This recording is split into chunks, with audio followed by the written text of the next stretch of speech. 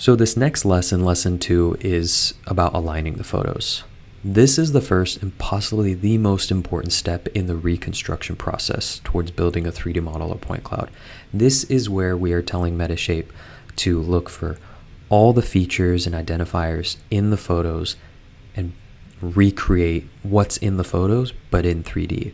So this is very important. If we get this first step right, then the rest of the process is kind of smooth sailing. It's a lot easier to do. Okay, but just to give an overview of what actually happens in this step. So kind of with these example pictures here, on the left side, we see an example picture of kind of a park bench or park table. And then right next to it, it's that similar picture or the next picture, but it found all these unique identifiers and points. So Metashape uses advanced algorithms like the SIFT algorithm and other ones to detect matching features from photo to photo and aligns them together. So it looks for distinct points from photo to photo throughout all the photos. So really incredible what it can do. And when it finds all those points, it will tie them together and be able to recreate what's called a tie point cloud, which is kind of our first look at a 3D representation of the object and how the reconstruction process might progress. So this is a screenshot of that tie point cloud, and it looks like the photos. And we'll show later, we'll actually walk through it, but you can rotate it around and kind of do some quality control steps to make sure that it aligned properly. And if it didn't, you can do some troubleshooting steps or realignment. And then we have the settings that can be adjusted and make the alignment process flexible and allow for troubleshooting. I think this is one of the really cool features about Metashape, is that throughout all these processes, these steps that we'll learn, you can adjust the settings, really well, kind of as a professional user, but readable and easy to distinguish for beginners like us. So let's go ahead and get those photos and do this first alignment step. Okay, so we are back in our Metashape project. Okay, we've got everything here. We've got our images like we looked at below. So now let's do this first alignment step. So like I mentioned earlier, Metashape makes it really easy to do these step-by-step reconstruction processes. So we're going to go at the very top of the application menu bar and click on workflow. And now you will see that there's another option available. Before we only had add photos and add folder, but now we have align photos. And that's because Metashape detected, okay, you've got photos that are ready to do, ready to reconstruct and use. So let's go ahead and align them. And we get this pop-up box, these settings, and we can go ahead and expand these advanced ones too to see everything, okay? And so we're going to go ahead and tweak or look at these settings and process the model.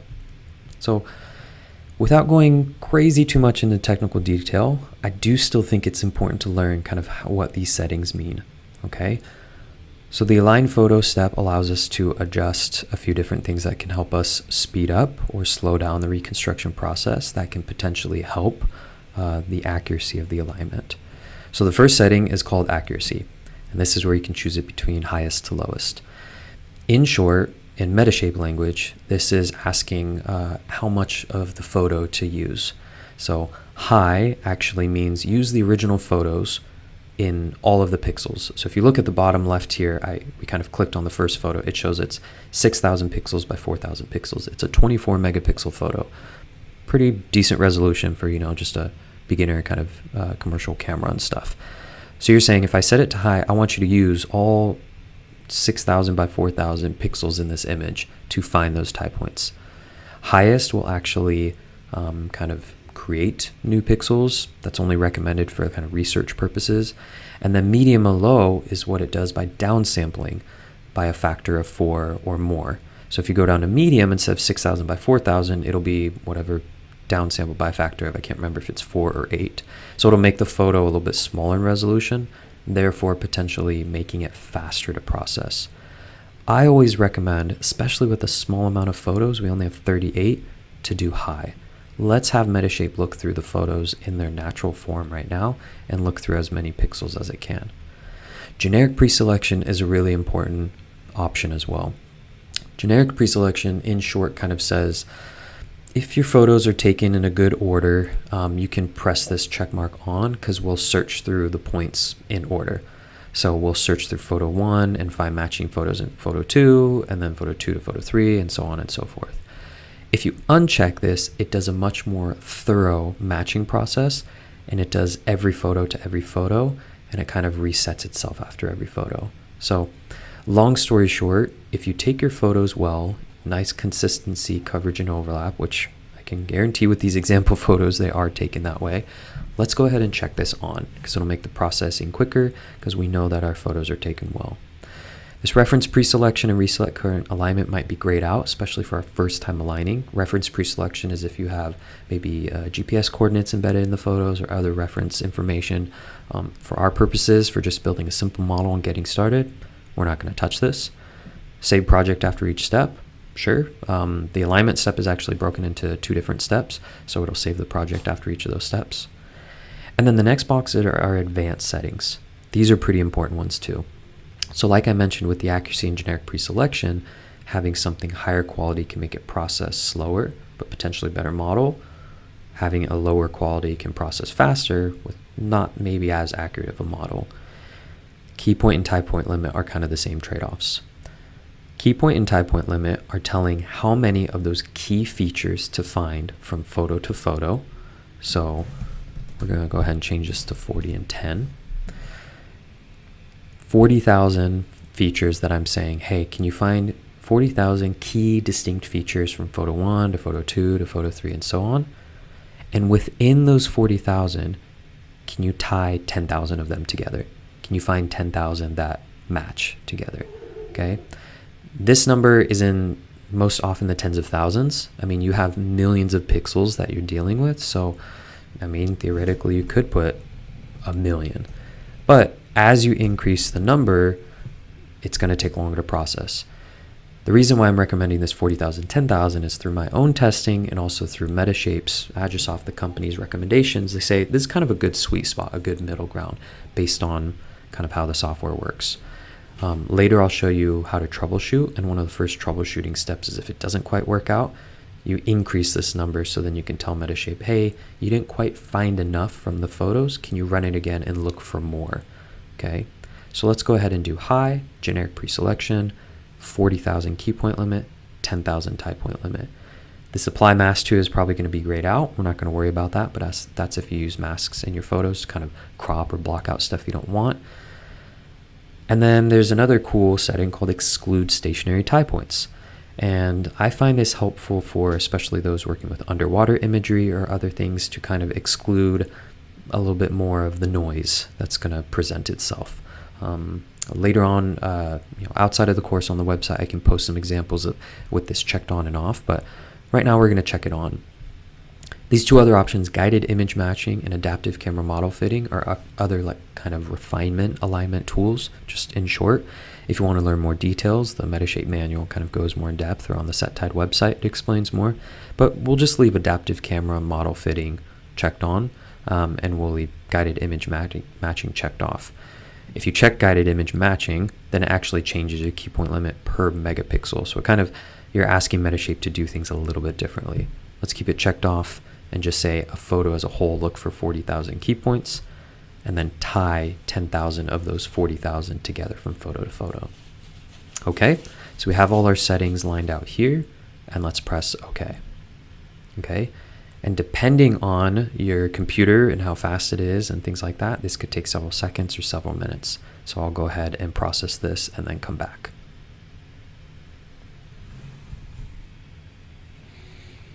So I wanted to come back and actually show that you'll see the first step here is doing matching points. Okay, so like I said, the align photos is actually split into 2 different processes. The first step is going to be matching points. And then the second step will be, I think it's align cameras. So if you actually track your CPU, GPU usage on your computer, kind of a cool fun fact, I think it's matching points, estimating camera locations and camera alignment, yeah. The matching points is going to be more like, one of them is more CPU intensive and the other one's GPU intensive. I'm kind of going blank right now. But this is where checking that setting of GPU is very important. Okay, so I'll go ahead and pause and then we'll come back.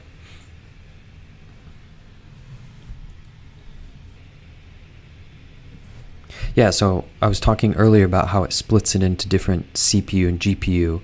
That last step it was doing was using a lot more of the CPU. Go ahead and close that here. And then the first step was using the GPU. So when you do the alignment process, it splits it up into those two processes. So it's really important to change that GPU setting. So, okay. We have now completed the alignment process. So let's go ahead and go over the results of this. There's a few things we'll notice. Is first, something appears in the middle. Great. If it looks like how the object in your photos should look, then that's a really good first step. So I did the rock wall, and this kind of looks like the rock wall pretty well, actually. There's other stuff in the background, because obviously the photos capture other things in the background, some sidewalk, maybe you've got some cars, sides of buildings, whatever you're photographing, that's fine, but it got the main object pretty well. Great. You'll notice there's this box that appears right outside of it. This is called the bounding region. We're going to have a separate lesson that kind of goes over how adjusting the size of this can actually improve the model building process. But right now, Metashape kind of does a default estimation of kind of saying, hey, we think this is kind of your main model area, so we're going to put the box around here.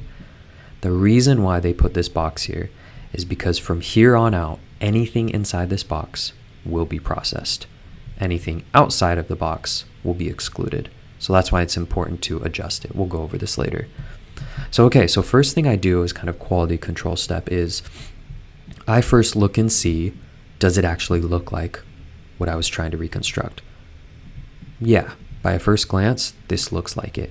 If this was all skewed, if it looked all flattened, if it was curved, whatever, didn't look like a rock wall at all, okay, there might be issues. The second thing I'll do is look at the number of photos, and it used all 38 of them. Okay, great. The reason why I don't look at the photos first is because sometimes it might actually align all 38, but it looks nothing like the rock wall. Sometimes it aligns 36 out of the 38, but it looks just fine like the rock wall. And maybe I go dig further into those two photos. They were blurry, they had a sun glare, something else was wrong. I actually don't need them. So it's okay if all 100% of them don't align. Now, when you have a small photo set, it's important that when you're taking photos to take good photos, so then you can use all the photos to provide as much information to build the 3D model. But if you're missing one or two, it's okay, depending on how the photos look.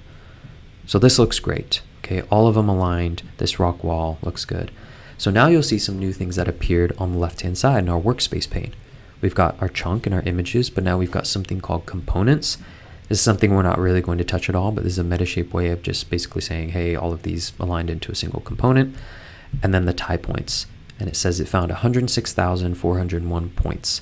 So these are all those key points it looked for from photo to photo. And then the tie points it tried to match from photo to photo. And we said the limit was 10,000. Okay. So maybe sometimes it found 10,000, sometimes it found 9,000, whatever. Okay. But in total, this whole entire tie point cloud here has got 106,000 points. Okay. So first alignment, I think it went pretty well. Go ahead and do this kind of quality control step yourself. Look through it, make sure, things look good. If anything is really crazy, then we can troubleshoot, okay? And some of the troubleshooting steps that I'll go ahead and share. There's a few ways that you can go about troubleshooting this tie point cloud or this first step. One could be everything aligned pretty well. It just didn't quite get all the photos. So you just need to align the rest of it. And then two is I need a complete realignment.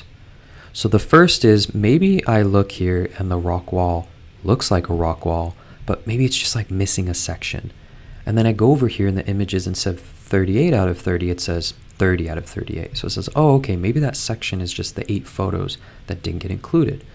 If I go over here and I look at the photos and it says NA, I can click on it and then I'll go shift and highlight, and then I can right click and do align selected cameras. And what this does is rather than realigning or doing the entire process for all the photos, says, hey, this model is mostly correct. It just seems like you missed a couple photos and it kind of created a little hole or a gap in my model. Just align these selected ones. So highlight the NAs and then also include some of these NCs, the ones that are already aligned, just so that it can kind of tie them together. So maybe I have 1 through 8 is not aligned, so I'll highlight 1 through 12 to include some that are aligned. And then I'll right click, select align cameras. And this will probably take a lot quicker, maybe several seconds or a minute or two. And then maybe you'll see that spot gets filled in, these turn to NC instead of NA. Now you have 38 out of 38 or whatever. Great. Again, first step is if the model looks like what it should. The other step is if the model is completely wrong, you know, maybe it used all the photos, maybe it didn't, but hey, this rock wall, you know, this is split in half, you know, this is totally distorted. It doesn't even look anything like your model. Okay, then we're going to go through and do the align photos step again. And so first, I recommend keeping high generic preselection checked on. We want to make sure this reset current alignment is checked on. Save the project. And let's adjust the key point and tie point limit. So let's go ahead and say sort through everything, the photos as if they're good taking photos, but let's just look for more stuff in the photos. So let's crank this up to maybe 100,000. And then let's crank this up to like 50,000. You know, give it a lot of points to look for and give it a lot of points to tie in between. Exclude stationary, adaptive camera checked on, and press OK. This will take a little bit longer because you're asking it to look for more. Okay. I find that a lot of times this fixes the alignment, especially if you have a small photo set. If this doesn't fix the alignment, you go back, you process it, rock wall still looks nothing like it should, whether it used all the photos or not, it's just, hey, this model's not working. Then we can try, maybe let's go back down to 40, 10,000, and then let's check off generic preselection. So let's say, hey, let's look for kind of our standard amount of points, but let's sort through them a little more step by step and thoroughly and kind of do things more meticulously that way. This will take probably a significantly more amount of time, and a lot of times this does fix the model. If this does not, there's still other troubleshooting steps you can do. You can play around with the settings, but usually after I process it 3 times or maybe a 4th, then I look at my photos a lot more thoroughly. I will go through and click through this photo. Is that in focus? Is that in focus? Am I moving it slightly one over the other? Okay. And this is kind of where you have to provide feedback to how you're taking photos. Were some of the photos washed out or too bright and white? Were some of them too dark? Or are some of them too blurry? Do you go from this photo and then let's say your next photo is like this? So that's skipping. It's skipping a lot, you know. That's stuff that no matter how much troubleshooting you do, you won't fix because your photos are not good. Okay, so these are just some quick tips and tricks that you can kind of look for. Okay, so let's say we align the photos and then we realign it or troubleshoot it and it fixes well. Great, let's go ahead and save our project and then let's move on to the next step.